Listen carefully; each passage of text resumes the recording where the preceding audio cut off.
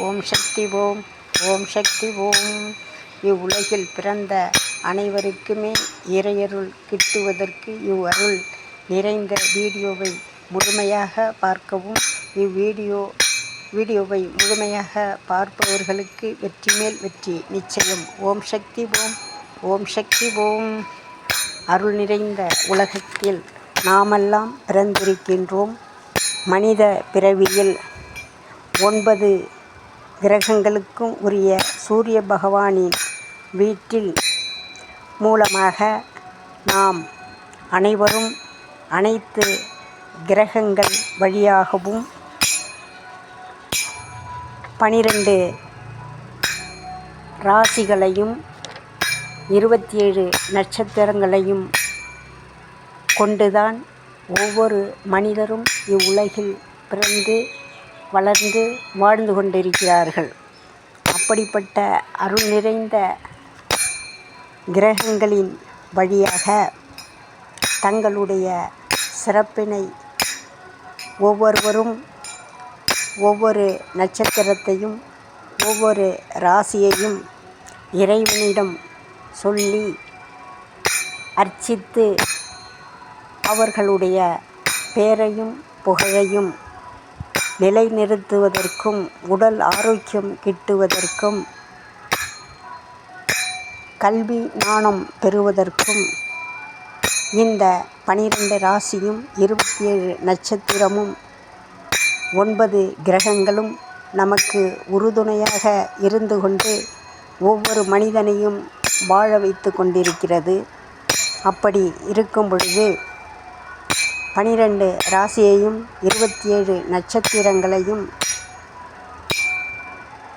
கொண்டு பல பலன்களை அருள் நிறைந்த ஜோதிடர்கள் துல்லியமாக கணக்கிட்டு நமக்கு அவைகளை பலன்களை சொல்லி அவர்கள் சொல்லும் தெய்வ வாக்கின் வழியாக எல்லா பலன்களையும் நாம் கேட்டு அவர்கள் சொல்வாக்கின்படி நடந்து கொள்கிறோம். அன்னையின் வாக்கே அருள்வாக்கு என்று எடுத்துக்கொள்வோம். ஆணாக இருந்தாலும் சரி, பெண்ணாக இருந்தாலும் சரி, இவ்வுலகில் பிறந்த அனைவருமே 9 கிரகங்களுக்கும் 12 ராசிகளுக்கும் 27 நட்சத்திரங்களுக்கும்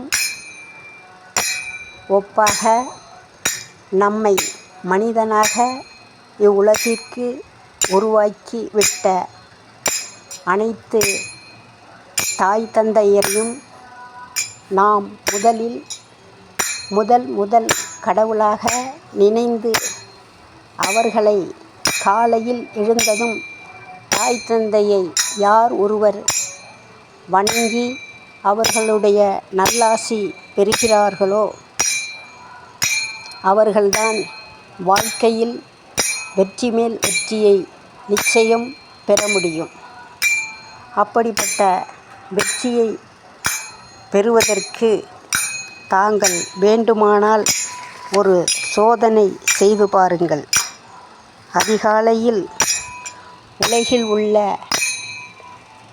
தெய்வங்களை விட மிக சிறந்த தெய்வம் நம்மை ஈன்றெடுத்த தாய் தந்தை. இவ்வுலகிற்கு நம்மை வழிகாட்டிய தெய்வம்.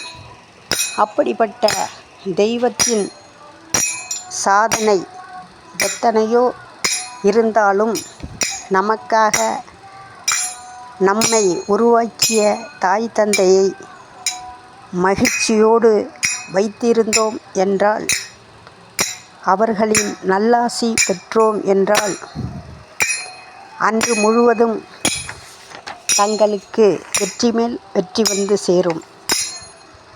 வேண்டுமானால் தங்களுடைய தாய் தந்தையரை அதிகாலையில் தொட்டு வணங்கி அவர்களிடம் இருந்து திருநீறு குங்குமம் இட்டுக்கொண்டு அவர்களுடைய நல்லாசியை பெற்ற பின்பு அன்று முழுவதும் மன மகிழ்ச்சியுடனும் மன நிம்மதியுடனும் மன அமைதியுடனும் இருப்பீர்கள் என்பதில் சிறிதும் ஐயமில்லை. வேண்டுமானால் இதை சோதனை செய்து பாருங்கள்.